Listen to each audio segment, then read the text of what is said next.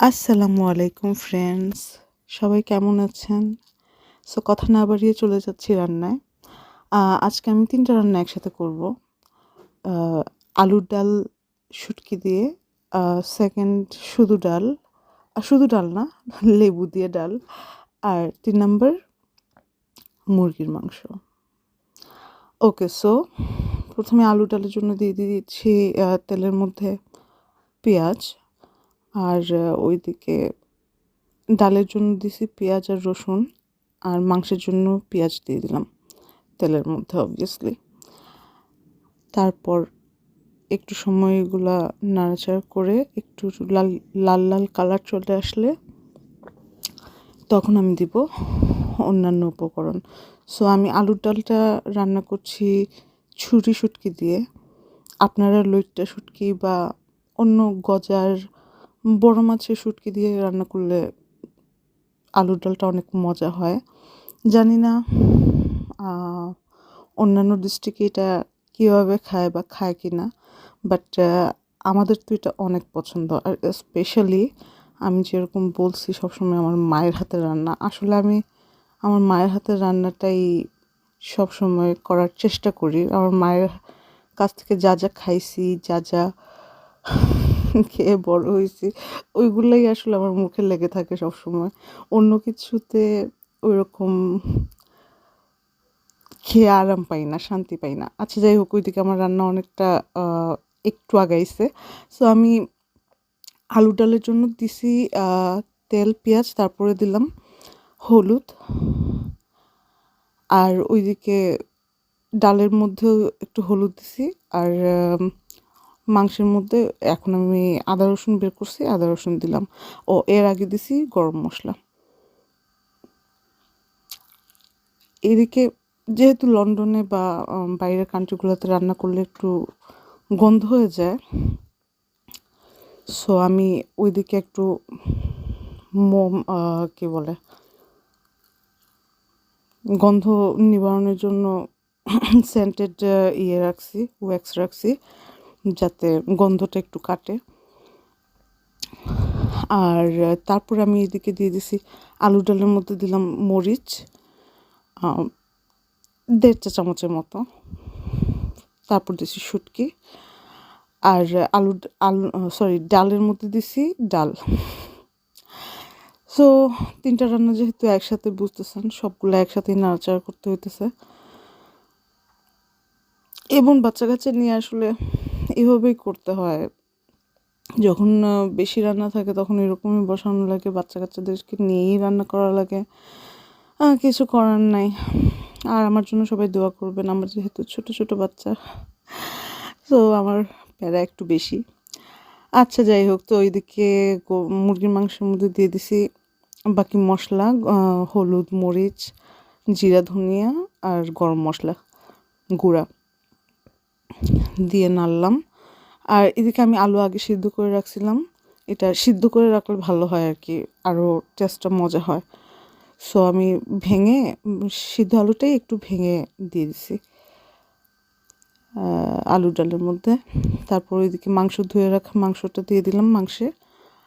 আর ডাল তো এদিকে একটু একটু ভাজা ভাজা হইলে না, মানে ডাল ভাজিটা আমার কাছে ভালো লাগে।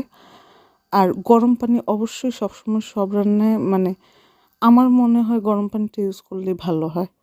সো আমি ডালের মধ্যে গরম পানি দিয়ে দিছি। এখন আর ডালের মধ্যে কিছু করার নেই, এখন এটা হতে থাকবে। আর সবগুলোর মধ্যে লবণ দিয়ে দিছি, বলতে ভুলে গেছি, সরি।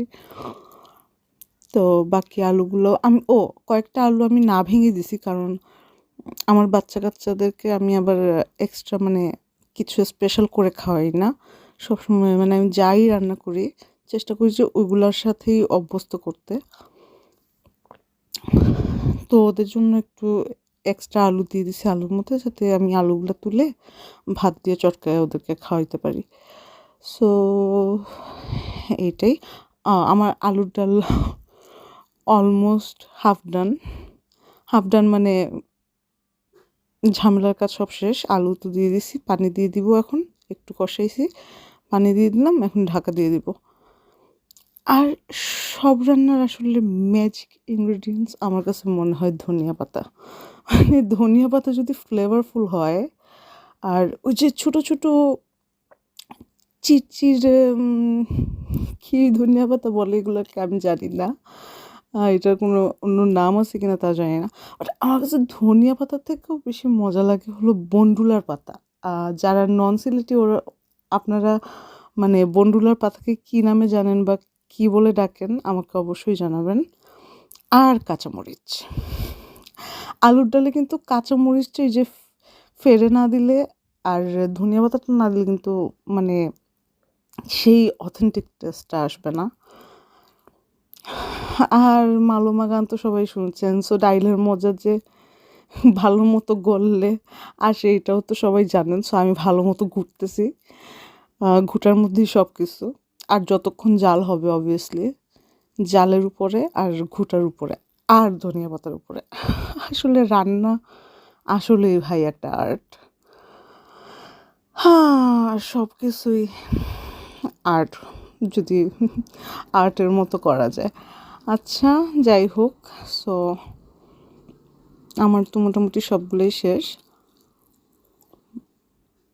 শুধু মুরগির মাংসটা আরেকটু জাল হবে, মানে কষানো শেষ হয়েছে, এখন পানি দিছি আরেকটু কষবে, এই আর কি। তারপর আমি চিকেন একদমই খাইতে পারি না। চিকেন রান্না করি শুধু আমার হাজব্যান্ডের জন্য। শুধু হার্ড চিকেন হইলে 1-2 পিস মানে মন চাইলে খাই, না হইলে না। বাট আলুর ডালটা আমার জন্য রান্না করেছি। মানে আমার এইসবই ভালো লাগে। শুধু মানে নিরামিষ খাবার দাবার এগুলোই বেশি আমি প্রেফার করি। ডাল আসলে আমার যদি ডাল আর ডিম ভাজি হয় বিশ্বাস করেন আর কিছু লাগবে না। সো আমাকে যদি কেউ দাওয়াত দিতে চান অবশ্যই ডিম ভাজিটা রাখবেন। সাথে ডাল হইলে আমি খুশি, আর কিচ্ছুর দরকার নেই। ওকে, সো এটা যেহেতু একটু ডিফারেন্ট ডাল, তো আমি এখন দেখতেছেন বাগার দিতেছি। এমনিতে আমি বাগার দেই না, সবসময় একেবারেই বসায় দেই সব কিছু। ফার্স্টেই ভেজে বাট এবার যেহেতু লেবু দিছি, দেই নাই এখনো, সরি দিয়ে দিছি। সো লেবুইটা আপনার নর্মাল লেবু, যে কোনো লেবু একটু চাকচাকি করে দিয়ে আমি আসলে এটা ফার্স্ট টাইম করছি। সো দেখলাম কেমন লাগে। আমার কাছে মোটামুটি লাগছে, সত্যি কথা বলবো। মানে খুব যে একেবারে টপ নচ সেরকম লাগে না। আমার মনে হয় যে এটা সাতকরা বা আদা জামির দিয়ে করলে আরও বেশি মজা হইতো। একটু টকের মতো লাগতো। বাট এটা আসলে লেবুটার না আমি আরেকটু আগে দিয়ে দিছি, সেজন্য একটু তিতা কষ বের হয়ে গেছে, সেজন্য ভালো লাগে নাই। সো আপনারা খেয়াল রাখবেন। এবং লাস্ট থিং ধনিয়া পাতা আমি কেটে সুন্দর করে দিয়ে দিলাম। অ্যান্ড মাই রান্না ফিনিশ। সবাই জানাবেন করে কেমন লাগলো কমেন্টে, অ্যান্ড লাইক